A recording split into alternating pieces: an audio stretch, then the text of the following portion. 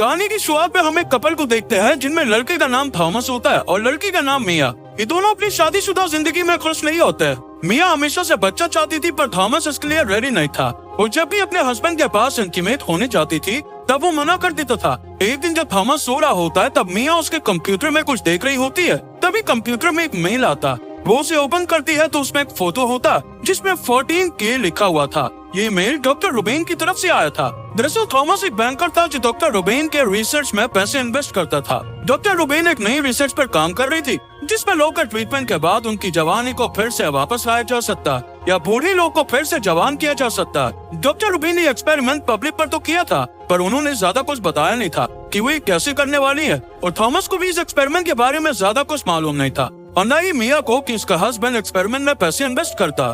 Thomas को जब पता चलता है कि रुबेन इस एक्सपेरिमेंट पर काम कर रही है तब वो अपने घर पर बुलाता उसे। इसके बाद जब रुबेन उसके घर आ रही होती है तब वहाँ मिया निका नाम की अपनी पड़ोसन से बात कर रही होती है। मिया निका को देखकर वहाँ पर रुक जाती है और कहती है कि तुम बहुत ज्यादा सुंदर हो और निका के बालों को सहलाने लगती है और एक बाल तोड़कर अपने पॉकेट में रख लेती है और फिर थॉमस के घर आती है। थॉमस नहीं चाहता कि ये रिसर्च दुनिया के सामने इतनी जल्दी आए पर रुबेन कहती है कि अगर मैं नहीं करती तब और कोई कर देता और तब हम पैसे भी नहीं कमा पाते। वो थॉमस को कुछ फोटोज दिखाती है जिसमें उसने बूढ़े लोगों को साल जवान कर दिया और पूछती है क्या तुम्हें जवान नहीं लग रहे। थॉमस कहता है कि ये सब तो ठीक है पर देखना इनसे में कोई गलती ना हो। रुबेन कहती है कि चिंता मत करो और फिर वो यहाँ से चली जाती है। रात में मिया अच्छा से ड्रेस पहनकर थॉमस के पास आती है और उसके करीब आने लगती है पर थॉमस कहता है कि वो उसे दुनिया की सारी खुशियाँ दे सकता है सिवाय बच्चे के। इस सुनकर मिया दुखी हो जाती है। उधर निका अपने काम से लौट रही होती है घर पे तभी दो लोग उसके सर पर हमला कर देते हैं जिससे वो बेहोश हो जाती है और फिर वो दोनों लोग उसे किडनैप करके अपनी बैग में छुपा देते हैं। निका को जब होश आता है तब वो लोग उसके हाथ में गरम गरम एक लोहे से निशान बना देते हैं जिससे उसे बहुत दर्द होता है। किडनैपर्स उसे कहीं ले जा रहे थे तभी रास्ते में वो वैन से कूद कर अपनी जान बचाती है और साइड में छुप जाती है।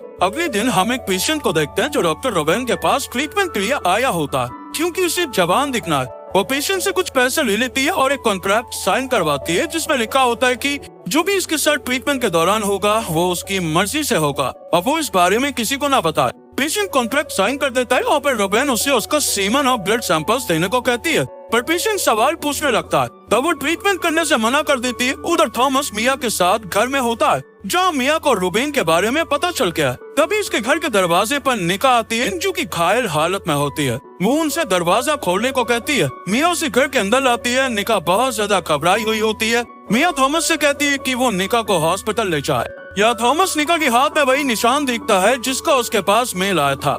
थॉमस निका को कार में बैठाकर हॉस्पिटल ले जाने लगता है पर थॉमस उसे हॉस्पिटल न ले जाकर एक फैक्ट्री में लाता है। तभी वहाँ किडनैपर्स आकर निका को अपने साथ ले जाते हैं। दरअसल इस फैक्ट्री में डॉक्टर रुबेन लोगों को अपने एक्सपेरिमेंट के लिए किडनैप करके लाती थी और उनके ऊपर एक्सपेरिमेंट किया करती थी। थॉमस फैक्ट्री के अंदर जाता है और रुबेन से मिलकर कहता है कि कब तक तुम मासूम लड़कियों को किडनैप करती रहोगी। वो कहती है कि तुम्हें से क्या निका तुम्हारी कुछ लगती है क्या, अगर नहीं लगती तो चुपचाप रहो। अब रात हो जाती है और मिया थॉमस और निका के आने का इंतजार कर रही होती है पर अभी तक वो दोनों घर नहीं आए थे। मिया पास ही के हॉस्पिटल में कॉल करती है और निका नाम के पेशेंट के बारे में पूछती है पर उससे कहा जाता है कि वहाँ कोई भी इस नाम से नहीं आया। मिया घबरा जाती है और थॉमस का फोन ट्रैक करती है जिससे उसे पता चलता है कि वो रुबेन की फैक्ट्री के पास है। वो गाड़ी लेकर उस जगह के लिए निकल जाती है। मिया जब फैक्ट्री पहुंचती है तब तक थॉमस वहाँ से जा चुका होता है। उसे वहाँ थॉमस की कार नहीं दिखती। वहाँ लगे हुए सीसीटीवी कैमरे से रुबेन मिया को देख लेती है और गेट ओपन करवा देती है। अपनी मिया फैक्ट्री के अंदर आती है। वहाँ उसे कई सारी मेडिसिन दिखती है। तभी मिया को किसी लड़की के चिल्लाने की आवाज आती है। वो उस आवाज के पास जाकर देखती है रुबेन का असिस्टेंट एक लड़की को टॉर्चर कर रहा है और उसे करंट लगा रहा है। तभी रुबेन का दूसरा असिस्टेंट आकर मिया को पीछे से पकड़ लेता है और फिर घसीटते हुए उसे कमरे में बंद कर देता है। दूसरा असिस्टेंट उस कमरे में आता है और मिया को कुछ कपड़े देते हुए पहनने को कहता है। उसके पास कोई ऑप्शन नहीं होता इसलिए वो कपड़े पहन लेती है। फिर वो मिया के मुंह पर टेप लगा देता है और मिया का ब्लड सैंपल लिया जाता है। उसके बाद मिया के हाथों में भी लोहा गर्म करके निशान बनाया जाता है जिससे मिया दर्द की वजह से छटपटाने लगती है। उधर थॉमस घर पहुंचकर देखता है मिया फैक्ट्री में आई है तब वो सीधा फैक्ट्री में आता है और उसे ढूंढने लगता है पर उसे वो कहीं भी नहीं मिलती। तभी थॉमस को रुबेन का असिस्टेंट दिखता जो उसे कमरे में जाने से रोकता है जहाँ मिया बंद है। तब रुबेन कॉल करके असिस्टेंट से कहती है कि इसे मिलने दिया जाए। फिर वो मिया के पास आता है। वो कहती कि इसे क्या हो रहा। थॉमस कहता है कि वो मजबूर है और उसके पास कोई और ऑप्शन नहीं है। वो मिया को रूम के अंदर रहने को कहता है। अगर उसने भागने की कोशिश करी तब वो लोग उसकी जान ले लेंगे। मिया उसे पुलिस को बुलाने को कहती है। तब थॉमस कहता है कि अगर उसने ऐसा किया तब पुलिस उसे भी पकड़ लेगी। वो मिया को बताता है कि कुछ साल पहले वो एक लड़की के साथ होटल में था। उस लड़की को रुबेन ने ही इससे मिलवाया था। ये दोनों नशे में थे, इसलिए एक ही रूम में सो जाते हैं। पर जब थॉमस सुबह उस लड़की को देखता है तो वह मर चुकी होती है। ये देखकर उसे लगता है कि इसने शायद नशे में उस लड़की को मार दिया। थॉमस को डर था कि उसे अब पुलिस पकड़ लेगी। तब रुबेन ने आकर उसे बचाया था और ये केस बंद करवा दिया था, जिसके बदले में वो थॉमस को अपनी रिसर्च के लिए ब्लैकमेल करके पैसे लेती है। और थॉमस ना चाहते हुए भी इस घटिया काम में शामिल हो जाता और चाह कर भी इस काम को रोक नहीं सकता। थॉमस मिया से कहता है कि वो जरूर उसे यहाँ से बाहर निकालेगा और फिर वो यहाँ से चला जाता। पर जब मिया सो रही होती है तभी उसे बाहर से किसी की आवाज आती है और वह दरवाजे से बाहर देखती है। निका उससे मदद मांग रही है और उसे बचाने को कहती है। तभी रुबेन का असिस्टेंट आकर उसे बुरी तरह से मार देता है। ये देखकर मिया रोने लगती है। वो निका की बॉडी को फेंक देते हैं। उधर रुबेन के पास थॉमस आता है और पूछता है कि आखिर वो लड़कियों को क्यों किडनैप करती है। तब वो उसे अपने लैब में ले जाती है और बताती है कि वो यहाँ आने वाली लड़कियों को प्रेग्नेंट करके उनकी को एक्सपेरिमेंट में यूज करती है ताकि वो लोग जवान हो सके।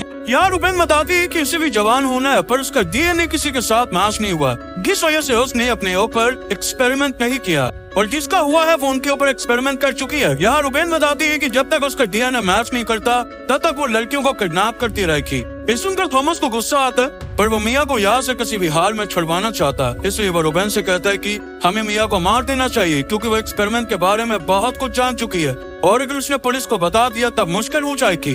थॉमस की बात सुनकर रुबेन खुश होती है और उसे लगता है कि थॉमस उसके साथ है। वो थॉमस को मिया को मारने को कहती है। वो मिया के पास ज्यादा तो है पर मौका देकर उसे छुड़वा कर फैक्ट्री से भागने की कोशिश करता है, पर रुबेन के आदमी उनके पीछे पड़ जाते हैं और थॉमस को मारकर बेहोश कर देते हैं। क्योंकि रुबेन का डीएनए मिया से मैच हो चुका था, वो लोग मिया को पकड़कर रुबेन के पास लाते हैं। फिर वो मिया के अंदर सीमेंट डाल देते हैं और उसे बेसमेंट में ले जाया जाता है, जहाँ वो काफी सारी लड़कियों को देखती है जिन्हें कैद करके रखा गया है, जो कि होती हैं। वो इनकी बॉडी से कुछ सैंपल लेते थे ताकि वो बूढ़े लोग की बॉडी में डालकर उन्हें जवान बना सके।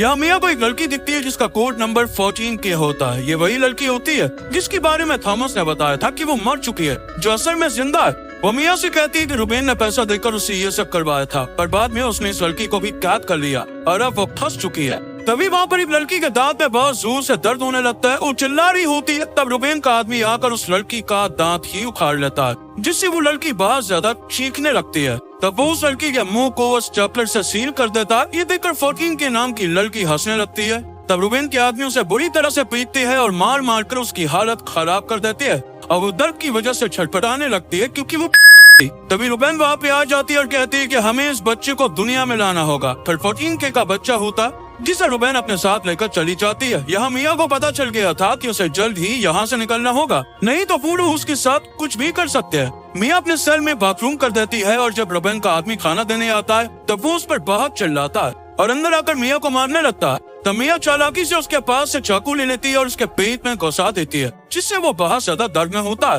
वो मिया को बुरी तरह से मारने लगता है और उसका गला पकड़ लेता है। तब सेल की बाकी लड़कियां उसकी मदद करने की कोशिश करती है। उनमें से एक लड़की सेल के अंदर से रुबेन के आदमी का चाकू उठाकर उसकी पीठ में घुसा देती है, जिससे वो वहीं पर गिर जाता है। मिया उसे बाकी सेल की चाबी ले लेती है और सभी लड़कियों की सेल को खोलकर उन्हें बाहर निकालती है। ये लोग आगे बढ़ते हैं। सभी लड़कियां 14 के बच्चे को ढूंढने जाती है। तभी रास्ते में उन्हें कंटेनर में कई सारी की बॉडी मिलती है। ये देखकर ये लोग बहुत डर जाते हैं और गुस्सा हो जाते हैं और लोग बताते हैं कि शायद 14 के नाम की लड़की को रुबेन ने मार दिया, जिस वजह से सभी लड़कियां मिया के साथ रुबेन को मारने के लिए ढूंढने लगती है, जहाँ रुबेन के अंदर से कुछ निकाल रही होती है और उसका एक आदमी वहाँ पर होता है। तभी लड़कियां यहाँ पे आ जाती है और 14 के रुबेन से अपने बच्चों को ले लेती है। अब वो आदमी इन पर हमला कर देता है। तब बाकी लड़कियां चैन से उसे फंसाकर मार देती है और रुबेन अपनी जान बचाकर यहाँ से भागने लगती है। वहाँ मिया थॉमस को ढूंढ रही होती है। तब उसके पीछे वही आदमी पड़ जाता है जिसको मारकर उसने चाबी छीनी थी। तभी थॉमस वहाँ पे आ जाता है और फिर रुबेन के एक आदमी और थॉमस में लड़ाई होती है,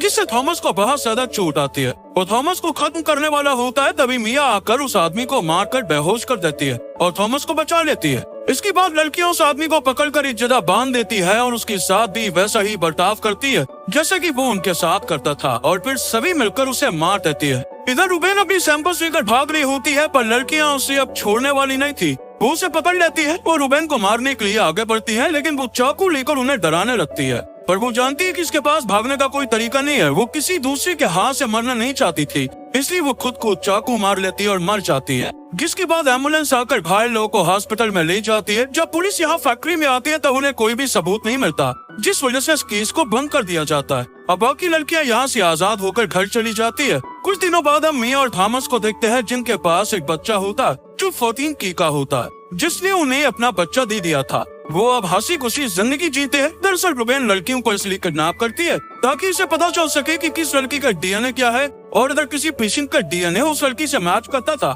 तब वो पेशेंट से सीमन लेकर उसी लड़की के अंदर डालती थी, और जब लड़की प्रेग्नेंट होने के बाद बच्चे को जन्म देती थी तब वो उस के अंदर से कोई कीमती चीज लेकर पेशेंट के डीएनए के अंदर डाल देती थी, जिससे वो बूढ़ा ना हो। ये करना रुबेन के लिए तो बस पैसे कमाने का जरिया था, और इसी के साथ ये मूवी खत्म हो जाती है। दोस्तों, आपने वीडियो को यहाँ तक देखा उसके लिए thank you very much. I hope आपको ये कहानी पसंद आई होगी। अगर वीडियो अच्छी लगी हो तो उसे लाइक कर देना और चैनल को भी सब्सक्राइब कर देना। मिलते हैं अगली वीडियो में, पर तब तक के लिए be safe and keep chilling.